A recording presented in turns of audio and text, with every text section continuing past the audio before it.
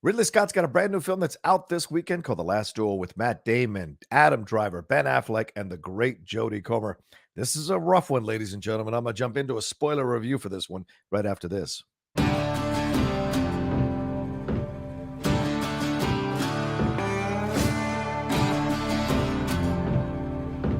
Hey everyone, it's the Outlaw John Rocha here with a brand new review on the Outlaw Nation channel. We're doing a spoiler review on this video for The Last Duel. Let me say that again, a spoiler review for The Last Duel. So if you haven't seen it yet, you can stop right here, go watch the movie, come on back and pick it up. Or if you don't care about having it being spoiled, then please stick around. And if you've seen it, stick around even more. We're going to talk about everything involved with this movie, the acting, the direction, the story, which is some very sensitive material, the symbolism here, and did they accomplish what they set out to do? We're going to talk about all of that here on this spoiler review here on the Outlaw Nation channel. But before we get into it, I want to remind you all to please subscribe to the channel down below. Hit that subscribe button, hit that bell button. You know, we crossed 18,300 subscribers as I'm recording this video a couple of days ago. So I'm very excited about that. Let's keep marching to 19,000 and what have you. Come and be a part of the nation. We would appreciate it. And if you want to follow or subscribe to me on Twitch, The Outlaw Nation, it's out there, all one word, The Outlaw Nation. If you're watching this when I drop this later on today, Wendy, Lee, and I are going live at 3 p.m. PT every Friday, as we do on Twitch now for the John and Wendy show. So come and join us for that as well. Join all the stuff we do there on Twitch. And if you want to be a part of the Patreon, I'll let you know how to be a part of that a little bit later on in this video. All right, let's jump into this film, The Last Duel, right after this. I am risking my life for you. You are risking my life so you can save your pride.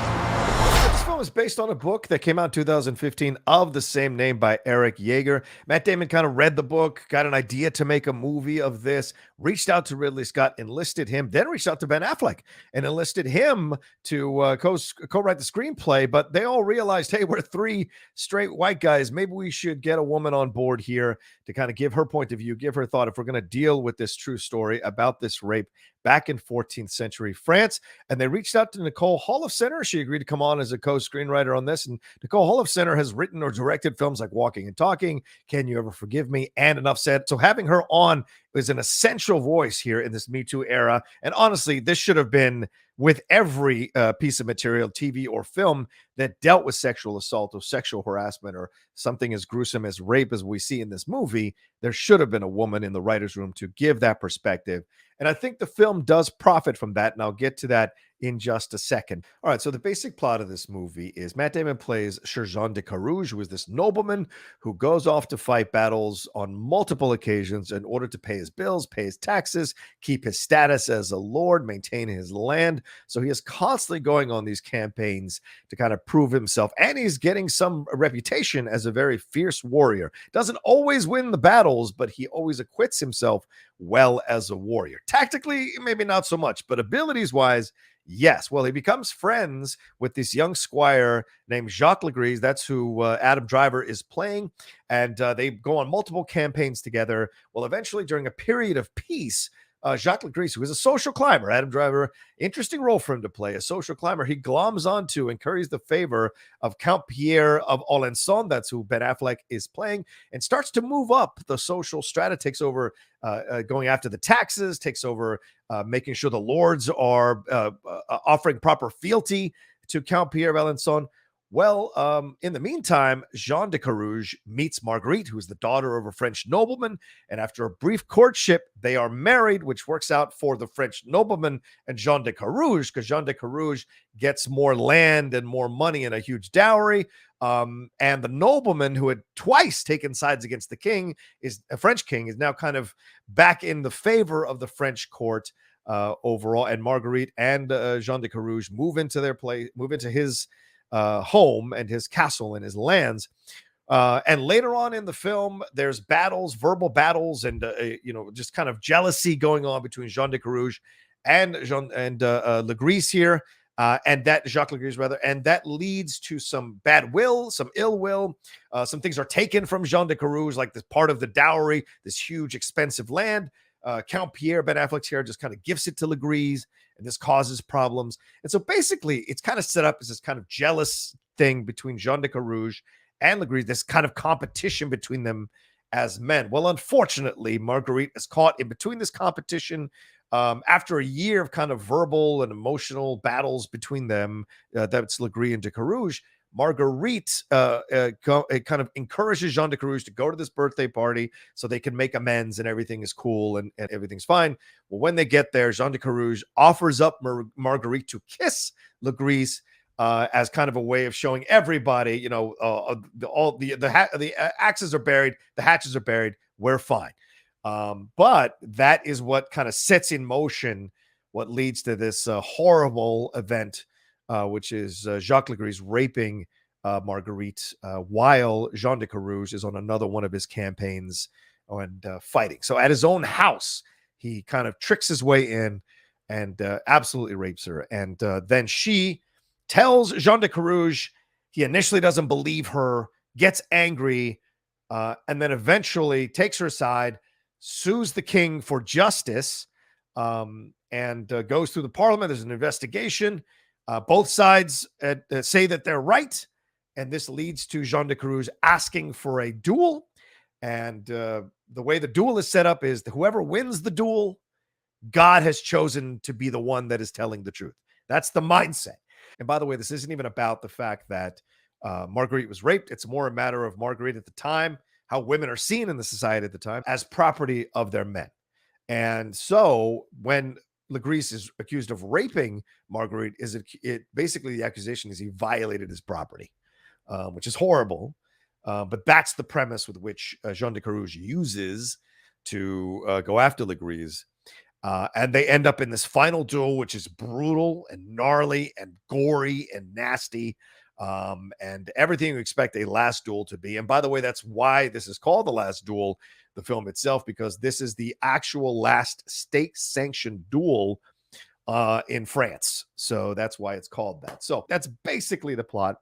And the film itself is directed by Ridley Scott. It's told in a Rashomon style. So the first 20 minutes of the movie or so is Matt Damon's point of view of everything, the Jean de Carrouges' point of view of everything that happens all the way until, I think, after the rape and what have you. And then we get Adam Driver's point of view, which is, I think, the longest part of the film is his point of view. We get a little more background of the relationship with him and Matt Damon, the background of what he was thinking, what signs he thinks he was reading from Marguerite that were supposedly encouraging him to do the things that he was doing and to take advantage of her against her will in that moment, while he's caught up in thinking something completely different is happening.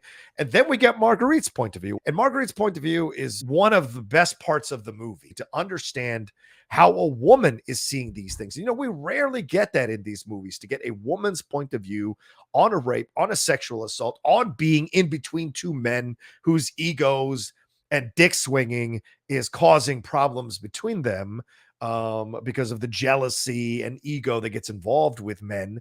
And then you throw in Ben Affleck's Count Pierre Valençon and his kind of debauchery and depravity and the way he wants to use his wealth in a way. And then you throw in a male-dominated, a patriarchal society, from the judges and the lawyers to the king. And, you know, quietly throughout the movie, we get these looks from women who, when Marguerite is telling her story, you see the camera moves to focus on these women, including the queen, who are connecting with her story quietly, and because they've been through those experiences. And one of the women who does connect with the story is Harriet Walter. That's the actress. She plays Jean de Carrouges' mom. And initially, she's against Marguerite. She's mad at Marguerite. Why are you causing all these troubles? Why not just take it? And she stands in for these women who tell other women to just be quiet and deal with it. And this is how it is, and keep going. But Marguerite is very brave here. And Jodie Comer is a delight. She is a powerhouse. She is so good in this movie. Listen, it's so amazing when someone just pops up out of the blue and just goes into the stratosphere. And Killing Eve, certainly, and it's on AMC, so maybe not a lot of people saw it, but enough people saw it that it got awards, that it was able to be talked about in pop culture mainstream, and what have you. But it's still on AMC. It's a cable channel. It's not like prime time. But slowly but surely, I think with Free Guy and The Last Duel, this shows you that Jodie Comer is a star, and she's incredibly talented and versatile and able to play something as cool and fun as she does in Free Guy, with also that feeling of being wronged there, and also bring a real dramatic weight and gravitas to the character of Marguerite here. When she tells her side of the story, we see Jodie Comer experiencing what she's experiencing as Marguerite. There are oceans of emotion happening in her eyes just by a flick of her eyes, or hanging on a look, staying there for just a few seconds longer after Jean de Carrouges has been rude to her, after Le Gris has said something that's inappropriate, after the judges have tried to or the lawyers have tried to kind of undercut her case.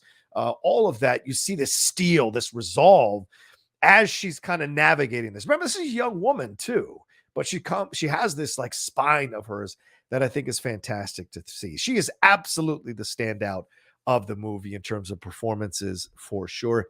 Next up, I think Adam Driver is excellent in the film as well. Someone you don't really like. I think all of us know someone who's a bit of a social climber, who kisses the right ass, who says the right thing, who plays it off like it's, oh, they're just giving things to me. I'm so surprised by this. Or when they win at award shows, they're like, me?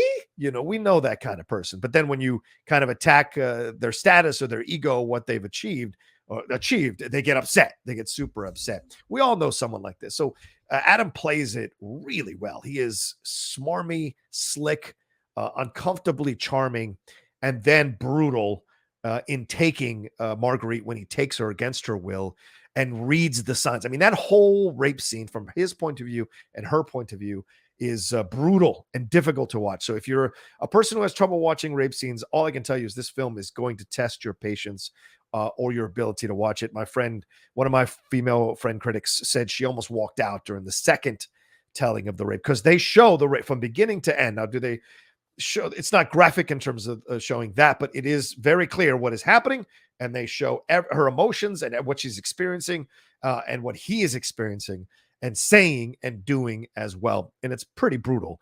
But Adam Driver does a really excellent job playing this character, because she's believable all the way through, up until his defense and his killing when he gets killed by Matt Damon. He is defiant to the end, which is incredibly frustrating, and you see that. Next up is Ben Affleck. Ben Affleck is having the time of his life playing this character. I mean, imagine not having to play these characters that have that heavy weight on them. He is just having fun. He's got this weird blonde hair that I don't know if was correct in the time or not, but an interesting haircut. But he is like, he sleeps with a bunch of women. He does what he wants to do. He drinks. He is the essentially lord of the land. All the other lords noblemen have to come pay fealty to him. And him and Adam Driver have some interesting exchanges, but he's having the time of his life. I don't think I've seen Ben Affleck this relaxed in a film in quite some time. And then we get to Matt Damon, and Matt Damon's character. And Matt Damon, I think, does an excellent job for what he does in the movie. This is not an easy role to play, to not be the standout role, to not be the highlighted role, to not be the person who is driving the reason for this movie existing, the main conflict of this movie. He's scarred up. He's got this weird mullet. He's kind of brutal. He thinks he's heroic when in fact he kind of looks like a putz. And so Matt Damon playing a character like this, he has done this before in other movies, and he kind of excels at playing these characters. And his switch from his point of view, where everything is heroic and blah, blah, blah, to where we go to Adam Driver's point of view, where he's a bit of a clown, to Marguerite's point of view. Marguerite's point of view is he's rude, he's brutal, he's uncaring, he's unfeeling, he's cold. He leaves her alone with her mother-in-law all the time, and Harriet Walter plays her mother. Remember, those two were in the last season of Killing Eve, having their relationship in the last season of Killing Eve.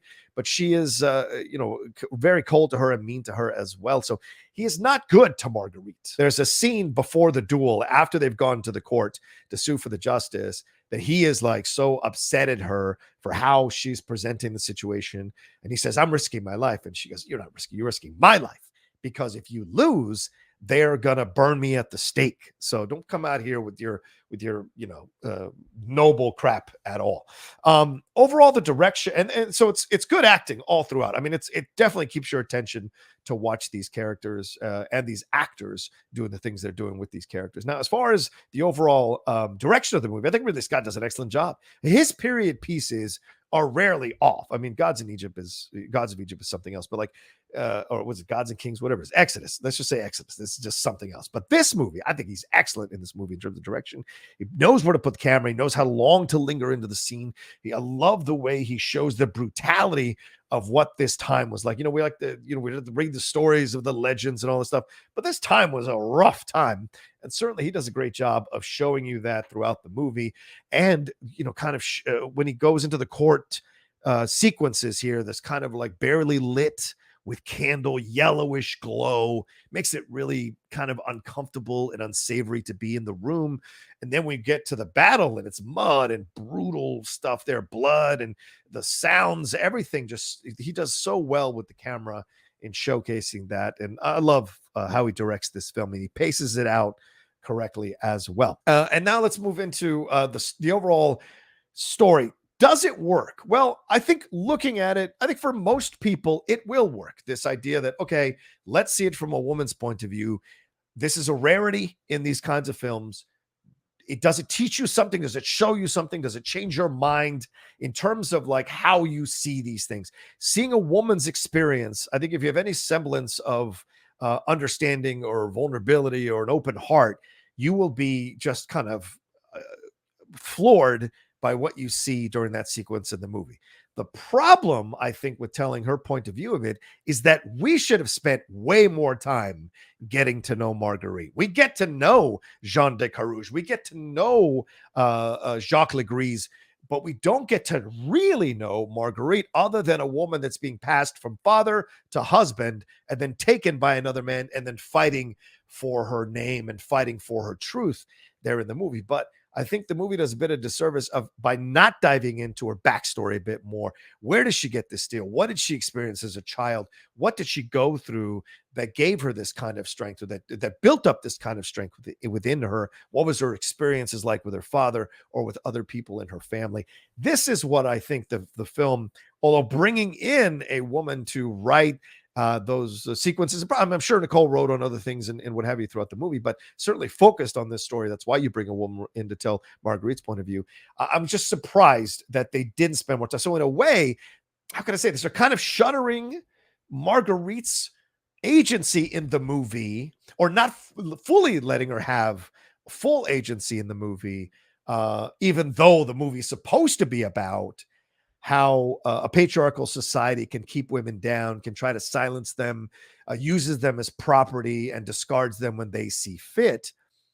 In the end, the film kind of does that a little bit because they don't have Marguerite have full agency and have us get to know her so well. They kind of cop out by using the fact that Jodie Comer is so incredibly talented that she can show you that with just a look or just a comment, or just a lingering stare. That's all there. So they kind of copped out a little bit on her story. And I thought that's a little bit of a detriment overall, especially when you try and tell something that's supposed to be resonating with people in the 21st century during the MeToo era of filmmaking. So I get the intention and I appreciate the intention, but I don't think they 100% got there in terms of showing her point of view fully so that we could really grasp what all her thoughts might be as this is all going on. But I'm not going to discount 100% the movie for that, because I think the film does an excellent job of showing this relationship between Jean de Carrouges and Jacques Le Gris and how it changes. Like, from Matt Damon's point of view, he is the soldier, the heroic soldier, and Le Gris is the squire, and he's helping him out, and he saves Le Gris's life. But in Le Gris's telling of the story, Jean de Carrouges is a clown who goes into battle too quickly, who jumps into wars too quickly, and causes and doesn't listen to orders and causes problems for the rest of the battalion or squad or platoon there that's going into battle. And Le Gris is always like, encouraging him and supporting him and standing by him, even though he's making these quote unquote mistakes. And then we see their relationship development through Jean de Carrouges' eyes. It is Le Gris who is this like terrible social climber and ass kisser, and he's not a person to be trusted, and he's jealous of him and taking things from him. From Le Gris's point of view, it's Jean de Carrouges is terrible with his money, He doesn't collect taxes from the people who live on his lands. He doesn't do all the things that need to get done. He just kind of goes from battle to battle, and he's a bit of an idiot. And that's what we see. So we're seeing the 2 points of views of this quote, quote, friendship and relationship as it goes along. And I think the film does a really good job of showcasing both sides. And you decide for yourself where the truth is. And usually it's somewhere in the middle. About this relationship. And I thought it's a really good approach there to a male relationship like this, and how it can be fraught with jealousy and ego and frustration and judgment between the two men, which poisons the relationship as the film goes along. And seeing the progression of the relationship between Le Gris and Ben Affleck's Pierre is very interesting as well, seeing how that fleshes out as we go along. There are some tough moments, tough exchanges. There's that after she's raped Marguerite, and this is in Marguerite's point of view, Jean de Carrouges initially doesn't believe her. And then he forces her to have sex with him because he said that night, and then she becomes pregnant. And there's that kind of battle of like, well, whose child is it? Because they've been trying to get pregnant throughout the movie after they get married, and they can't seem to get pregnant. And the question becomes, well, whose child is he? And we find out whose child it is at the end of the movie. It's Matt Damon's child, it's Jean de Carrouges' child. But we also linger at the end of the movie with this look from Marguerite that could be construed in many different ways. And I have a feeling that Ridley wanted to leave the audience pondering and thinking about whether she was happy about the way things went down or not, and whether she feels like she got justice. Did she get justice for herself? And that benefited a man who was unfeeling and uncaring, so that he could advance in the social order. And we find out what happens, that he ends up dying in the Crusades, and she ends up living a very full life, a very successful life, running the estate, and she never remarries. So that's kind of a sign as well that she was happier not being with men than dealing with the madness of men. And yeah, the film is an indictment on men for sure. Men who act like this. Let's make that really clear. It's an indictment on patriarchal society, certainly, that seeks to keep women down, seeks to silence women, seeks to not let women have full agency in society, which of course still happens nowadays. It's happening all the time. It does focus on that, but I'm recording the spoiler review the morning after the Thursday night box office, and it doesn't look like the box office is that strong for it coming out. So I don't know how it's going to do overall in the theater. We shall see. But I give this film 4 stars. It's definitely a film you should see. I recommend it. And it depends on how you go in mentally, what you're going to get out of it. And I'm very curious to hear from any of my female viewers or fans or followers in the comments section what they thought about how they handled Marguerite, how they approached this story. Did they accomplish what they set out to do? Do you feel that they did that? I'd be very curious to hear your thoughts overall here in the comment section. And anyone else, please leave a comment in the comment section as well. Let me know what you thought of the movie if you got a chance to see it. Let me know what you thought of the spoiler review. Did I miss anything that you wanted me to highlight and talk about? I'm open to it, as I do more in these spoiler reviews kind of solo. I'm more free-forming and free talking, which is kind of how I'm built to do it. So with the little notes, but overall just kind of talking about the movie. Let me know what you thought in the comments section below. Remember to hit a like on this video as well. Hit a like, share it on your social media. Tell people we got stuff going on here at the Outlaw Nation that's really fun and cool to enjoy and experience. All the live shows, the pre-produced videos, the trailer reactions, reviews, everything happening here on the Outlaw Nation channel. Also, remember to subscribe to the channel down below. Speaking of the channel, subscribe to the channel down below. Hit that bell button so you see when we're dropping all the new content we do here on the Outlaw Nation channel. And head on over to Twitch. Subscribe or follow me there on Twitch, the Outlaw Nation, all one word. You see it over there. Do that. And if you want to support what we do here on the Outlaw Nation channel, and there's so much happening here, we'd love your support. Head on over to the Patreon, patreon.com/John Rocha. Go and subscribe to the multiple tiers that are available there and the benefits that'll be available for you there as well in the Outlaw Nation Patreon. All right. Take care of yourselves. Be well. I hope you go and see this one this weekend and you let me know what you thought of it. And I'll talk to you next time with another brand new review here on the Outlaw Nation channel.